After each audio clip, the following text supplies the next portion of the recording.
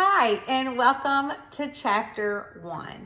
This week's Chapter 1 is Santa Claus Surprise. Chapter 1. The distant crowing of a rooster, loud and clear, broke through the chilly night air. It was odd to hear it at this hour, with the sky pitch black and the world asleep.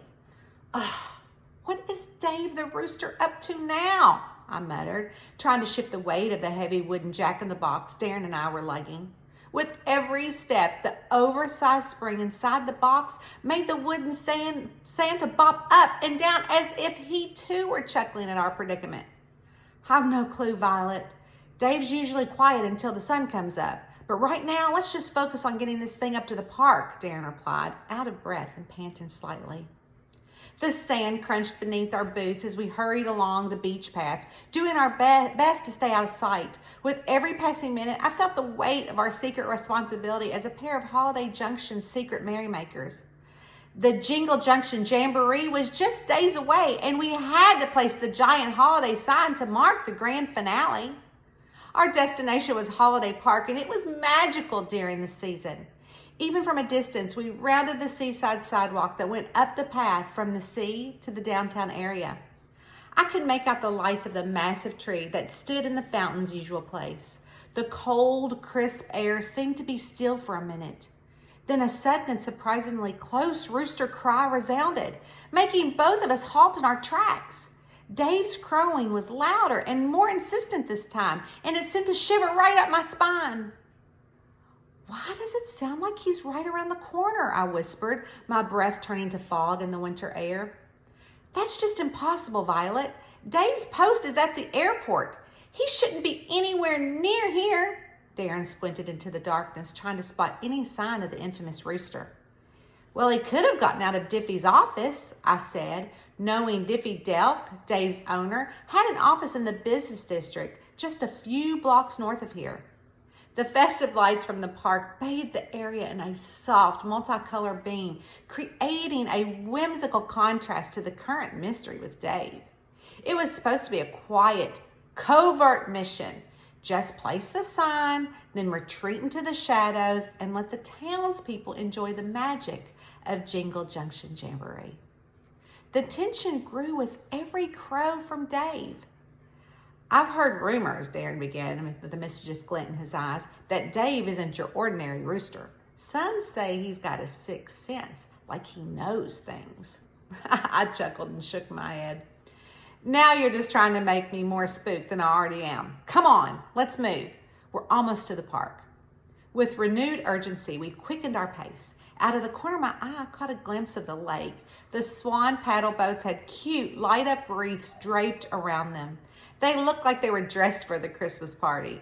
And as we passed the amphitheater, I saw it appeared to be awaiting its Christmas pageant, and the scent of pine and cinnamon filled the air. Pay attention, Darren brought my focus back to the task at hand. We have to get this sign up.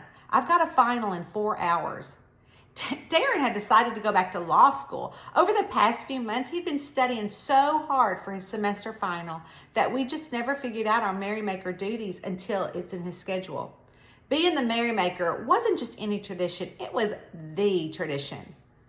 We're nearly there, Darren whispered as we approached the park, the distant sound of waves crashing to the shore, now entwined with Dave's cock-a-doodle-doos. Holiday Park served as a charming ending to downtown. Nestled at its very edge, the park melded seamlessly into the town's vibrant heart. From where we stood, the distant luminance of the town's boutique shops sparkled like stars. Along Main Street, where vintage carriage lights bathed the path of a warm, inviting halo, while pine wreaths with white lights hung gracefully from ornate dowel rods, cast a merry atmosphere over the wintry scene. And then there was Holiday Park. It was so magical. The massive Christmas tree stood where the fountain usually did. Next to it was a lively manger added to the town's festive spirits. Just a little more, Vi, Darren encouraged, using my nickname he recently coined for me. A warmth spread through me as the sound of my name. I had to admit, I liked the way Vi rolled off his tongue. It felt intimate, personal, and somehow coming from Darren, it just felt right.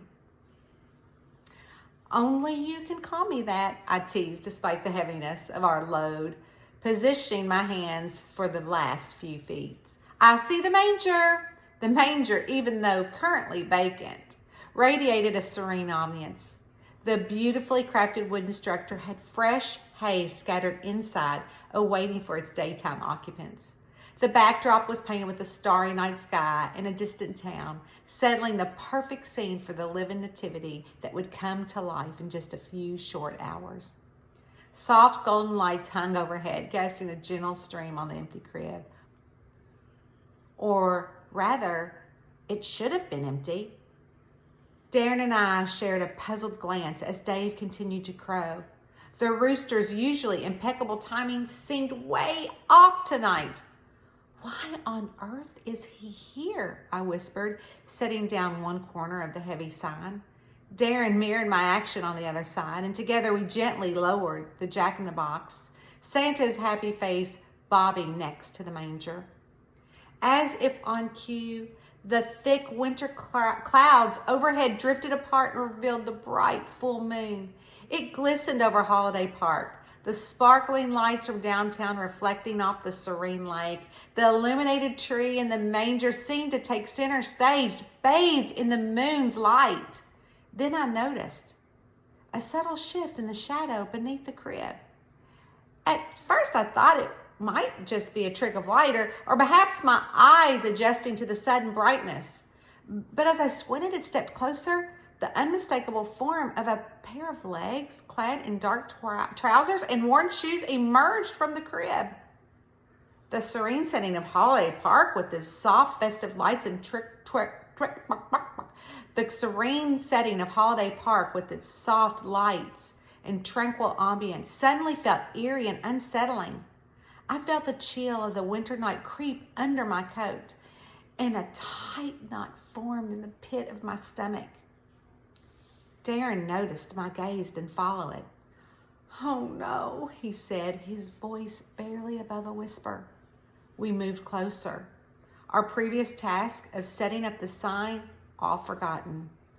The joyous atmosphere of the upcoming Jingle Junction Jamboree transformed into a very, very tensive situation, and the discovery we were about to make threatened to cast a shadow over the entire festival. Chapter 1, Santa Claus Surprise.